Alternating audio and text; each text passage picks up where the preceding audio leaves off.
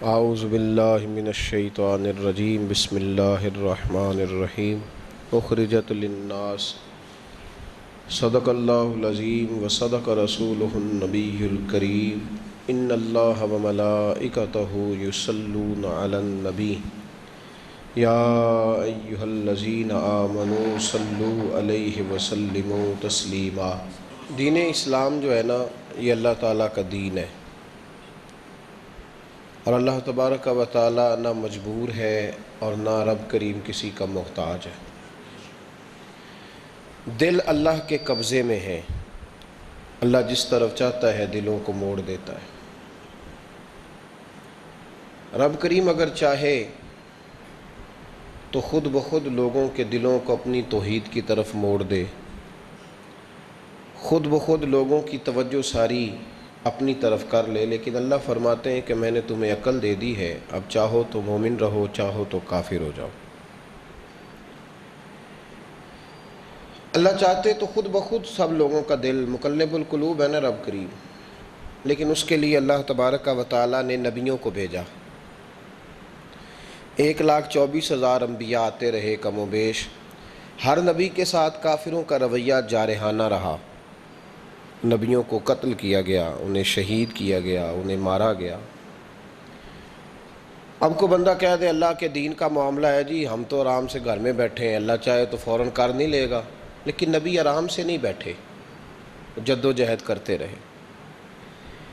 دین کی ایک پوری سمت ہے، ایک پوری جد و جہد ہے۔ نبی پاک صلی اللہ تعالیٰ علیہ وآلہ وسلم کا جب وقت مبارک آیا تو سرکار نے فرمایا اللہ کے سارے نبی ستائے گئے، میں اس کا لاڈلا تھا پر مجھے سب سے زیادہ ستایا گیا ہے۔ 13 سال نبی پاک صلی اللہ علیہ وسلم نے مکے میں تبلیغ فرمائی، لیکن کوئی بظاہر جو بہت بڑا انقلاب برپا ہونا چاہیے تھا وہ نہیں ہوا۔ 13 سال حضور نے لگائے، اگرچہ انقلاب آ گیا لیکن میں ظاہری بات کر رہا ہوں سمجھانے کے لیے۔ اب حضور نے یہ نہیں فرمایا کہ چھوڑ دیں، یہ ہم سے نہیں ہو سکتا جی، اس کو چھوڑیں، معاذ اللہ، ایسا نہیں کہا۔ اتنا ستایا کہ اللہ کے نبی مکہ چھوڑ گئے، گھر چھوڑ گئے۔ نبی پاک صلی اللہ تعالیٰ علیہ وسلم بہت ساری چیزیں حضور علیہ السلام نے مکہ مکرمہ میں ترک فرما دی، لیکن دین کا کام نہیں چھوڑا حضور نے۔ مدینہ شریف آ گئے، بدر کی جنگ ہوئی، مسلمانوں کو کچھ کامیابی ملی، احد کے اندر پھر ایک دفعہ تکلیف ہوئی، 70-72 لوگ شہید ہو گئے، سرکار کے دانت مبارک شہید ہوئے، بڑا سارا نقصان ہوا مسلمانوں کو۔ کیا حضور پھر چھوڑ گئے؟ اب یہاں کسی شخص نے سوال بھی نہیں اٹھایا کہ حضور دیکھیں نا، اللہ کے دین کا کام تھا تو ہماری مدد ہونی چاہیے تھی، انقلاب آ جانا چاہیے تھا، یہ کیا بات ہوئی؟ ایسا نہیں ہوتا۔ ہوتا یہ ہے میرے بھائی کہ نبی پاک نے کام کو جاری رکھا، جد و جہد کو جاری رکھا۔ احد کے بعد پھر خندق کی جنگ آئی، پھر حدیبیہ کا وقت آیا تو ایک دفعہ پھر حدیبیہ میں، خندق میں کامیابی ہوئی، حدیبیہ میں پھر مسلمان پریشان ہوئے۔ 1500 آدمی تھے، چھوٹی بات تو نہیں نا۔ میرے جیسا پیر اگر 2-4 بندوں کو کہے چلو عمرہ کرنے چلو، تو وہاں جا کے ایئرپورٹ پہ پتہ چلے نہیں واپس جانا ہے، تو کہیں گے حضرت صاحب آپ تو مرشد بنتے ہیں، شیخ بنتے ہیں، آپ کے منہ سے نکلا تھا کرنا ہے، تو یہ کیا بات ہوئی اب نہیں کرنا؟ تو لوگ کہیں گے چھوڑو، کامل ہوتے تو انہیں پتہ ہوتا۔ 1500-1400 صحابہ نے احرام باندھ لیا ہے، نبی پاک نے بندھوایا ہے، وہاں جا کر کے حضور نے فرمایا واپس چلو عمرہ نہیں کرنا، لیکن کوئی صحابی مایوس نہیں ہوئے۔ اگر احد میں وقتی طور پر پریشانی ہوئی تو پھر اللہ نے فتح مکہ جیسی کامیابی بھی عطا فرما دی۔ تو مد و جزر کے ساتھ دین کا کام چلتا ہے۔ قرآن پاک سورہ محمد میں اللہ کریم نے فرمایا یا ایھا الذین آمنوا ان تنصروا اللہ، اے ایمان والو اگر تم اللہ کے دین کی مدد کرو، اگر تم اللہ کے دین کی، ہے کسی کی اوقات اللہ کے دین کی مدد کرے؟ لیکن اللہ کہتا ہے کرو۔ اور کس طرح؟ بڑے وظیفے پوچھتے ہیں نا لوگ، میرے رزق میں برکت نہیں، تو یہ وظیفہ اللہ نے بتایا ہے۔ کس نے بتایا؟ یہ سب سے بہترین ہے نا۔ فرمایا یا ایھا الذین آمنوا ان تنصروا اللہ، اے ایمان والو اگر دین کی مدد کرو گے، ینصرکم، اللہ تمہاری مدد کرے گا۔ ینصرکم، اللہ تمہاری مدد کرے گا، اور پھر فرمایا وَيُثَبِّتُ أَقْدَامَكُمْ، اور اللہ تمہارے پیر جما دے گا، اللہ تمہارے پیر۔ صحابہ کرام نے حضور علیہ الصلوۃ والسلام کے بعد اس منصب کو چھوڑا نہیں۔ ہمارے ہاں تو ولایت ہے حجرے میں رہنے کا نام، جو 3 4 5 قسم کے کپڑے پہن کر ایک جبہ، جبے پہ پھر جبہ، اور پھر اس کے اوپر ایک بڑی چادر لے کے حجرے کے پچھلے کمرے میں بیٹھے تسبیح پڑھ رہا ہو، اس کو لوگ ولی مانتے ہیں، کہتے ہیں ہمارے حضرت تو حجرے میں رہتے تھے۔ تو میں کہا کرتا ہوں نبی پاک تو حجرے میں نہیں رہتے تھے، حضور تو کبھی بدر میں رہتے تھے، کبھی احد میں رہتے تھے، کبھی خندق میں رہتے تھے، کبھی حنین میں رہتے تھے، کبھی میرے مصطفیٰ کریم علیہ الصلوۃ والسلام اپنے ہاتھوں سے خندق کی کھدائی کرتے تھے۔ تو محبوب نے تو میدان میں وقت گزارا ہے، تو وہ کون سا پیر ہے، وہ کون سا علامہ فہامہ ہے جو کہتے ہیں حجرے میں رہنا ہے؟ یہ کیسی بات ہوئی؟ نکل کر خانقاہوں سے ادا کر رسم شبیری۔ پھر میرے نبی کریم علیہ الصلوۃ والسلام نے حضور علیہ الصلوۃ والسلام نے کہ وصال کے بعد صحابہ بیٹھے نہیں آرام سے۔ حضرت خالد بن ولید کی ساری عمر میدان میں گزری، حضرت سعد بن ابی وقاص کی ساری عمر میدان میں گزری۔ جناب صدیق اکبر کہتے ہیں اتنے فتنے آئے نبی پاک کے بعد کہ تھک گیا میرے اعصاب، لیکن میں لڑتا رہا تو اللہ نے مجھے کامیابی عطا فرما دی۔ حضرت عمر اتنی جد و جہد کی، اتنی جد و جہد کی کہ شہید ہی ہو گئے۔ جناب عثمان غنی بالآخر شہید ہوئے۔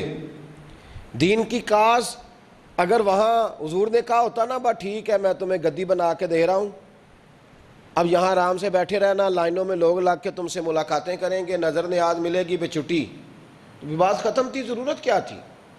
مولا علی شیر خدا نے سب سے مشکل زندگی گزاری ہے، سب سے ٹف وقت حضرت علی کا ہے۔ غیروں کا بھی سامنا تھا، اپنے بھی میدان میں تھے۔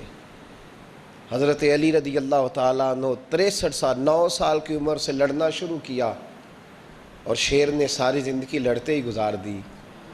وہ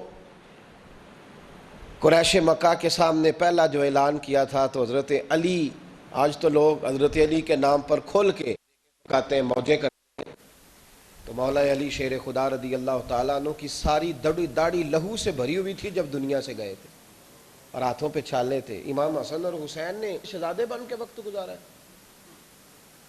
میرے اسا فرمایا کرتے تھے کہ ہمارا جو سلسلہ ہے نا، یہ دم درود تویز دھاگے والا نہیں، ہم ان چیزوں کو جائز سمجھتے ہیں، اور نہ یہ خوشامد والا سلسلہ ہے کہ ایک صاحب آ کے پاس بیٹھیں کہ حضرت صاحب میں بڑا آپ کا غلام ہوں، میں نوکر ہوں، ذرا پیر تو دینا تھوڑے سے دبا دوں۔ اس کو کہا جائے دین کا کوئی کام کر تو کہتا یہ نہیں مجھ سے ہوتا۔ تو یہ ہمارا سلسلہ اس چیز کا محتاج نہیں کہ وہ آیا 6 ماہ سال کے بعد تو کہا 2 4 تویز برکت کے ہو جائیں، تو ہمارا یہ مزاج نہیں، ہمارے بزرگوں نے ہمیں دیا نہیں، ہماری طبیعت نہیں۔ حاجی سعادت صاحب غالباً حاجی صاحب کی بات ہے یا سید مراتب شاہ صاحب کی، مجھے صحیح طرح سے یاد نہیں، ان دونوں میں سے کسی کے ایک شخص آیا، اس نے کہا حضور میرا کام نہیں چلتا، کوئی دعا کر دے۔ 4 5 دکانیں سی بند ہو گئی، تو فرمانے لگے شکر کر اللہ کا، اس نے تیری دنیا داری سے جان چھڑا کے تجھے مسجد کی طرف دعوت دے دی ہے۔ دین کا کام اجتماعیت مانگتا ہے، دین کا کام ایک پوری تنظیم مانگتا ہے، دین کا کام دیکھیں نا، رسول پاک علیہ الصلوۃ والسلام جب دین کا کام کرنے کے لیے نکلتے تھے تو حضور تنہا نہیں ہوتے تھے، اس میں تلواریں چلانے کے لیے حضرت امیر حمزہ کی بھی ضرورت تھی، اس میں حضرت سعد بن ابی وقاص بھی ساتھ چلتے تھے۔ حضور چاہتے، میں نے کہا اللہ چاہے تو انقلاب برپا کر دے، لیکن محبوب نے امت کو کام بانٹ کے دیا۔ نبی پاک خزانوں کے مالک ہیں، جس کو چاہیں جتنا چاہیں، خود فرماتے ہیں انما انا قاسم واللہ یؤتی، میں بانٹنے والا ہوں، میرے رب نے مجھے خزانے عطا فرمائے ہیں، میں قاسم ہوں، اللہ دیتا ہے میں بانٹتا ہوں۔ لیکن اس کے باوجود فرمایا نہیں عثمان غنی لا تو اپنا مال تیرا بھی ساتھ شامل کریں۔ اب کوئی یہ بندہ یہاں شکوہ نہیں کر سکتا کہ حضور کو کیا ضرورت تھی، نہیں ضرورت تھی، لیکن فرمایا عثمان لاؤ پیسے دین میں خرچ کریں۔ تو وہ جو تبوک کی جنگ ہو رہی تھی، وہ خیبر کی جو جنگ ہو رہی تھی، بدر احد کی، تو اس میں حضرت عثمان غنی کا مال بھی شامل تھا، حضرت ابو بکر صدیق کا مال بھی شامل تھا، حضرت عمر کے پیسے بھی شامل تھے، اس میں حضرت عبد الرحمن ابن عوف کا مال بھی شامل تھا۔ تو دین کا کام مختلف لوگ کرتے ہیں، پیسہ جمع کرنے والا بھی دین کا کام کرتا ہے، پیسہ دینے والا بھی دین کا۔ تو تاجر اگر تجارت کر رہا ہے دکان پہ اور اس نے دین کا حصہ مقرر کیا ہوا ہے تو کوئی مولوی یہ دعویٰ نہیں کر سکتا کہ میں تنہا کام کر رہا ہوں، وہ بندہ اس کے ساتھ شامل ہے، پورا پورا شامل ہے۔ جو آدمی کسی جگہ پہ بیٹھ کے کوئی بھی ڈیوٹی کر رہا ہے تو کام کو بانٹیں اور کام دین کا کام سمجھ کے کام کریں۔ پتہ کیا حال ہے آج دین کا؟ آج دین ایک تبرک بن گیا ہے، ہم لوگ مولوی پیر ایک تبرک ہیں، لوگ کرامتیں دیکھنے کے لیے آتے ہیں، لوگ دیکھنے کے لیے آتے ہیں کہ کوئی جلوہ ایسا نظر آئے کہ جس میں بس میں کہوں کہ بلے بلے۔ او خدا کے بندو، ایک معجزہ تم ثابت نہیں کر سکتے جس کی روایت جید صحابہ نے کی ہو؟ بڑے کم معجزات ہیں، صحابہ نے تو معجزہ مانگا ہی نہیں نبی پاک سے۔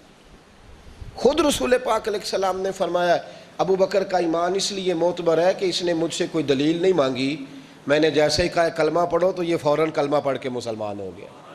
اپنے آپ کو بدلیں، دین کی ڈیوٹی کریں، آپ مضبوط ہو جائیں گے۔ سب سے بڑا وظیفہ یہ ہے کہ آپ اپنے اور نام کمانے کے لیے کام نہ کرو۔ نام ہم نے لوگوں کو جن کو کماتے دیکھا ہے وہ نام رہ گیا، کام نہیں بچا۔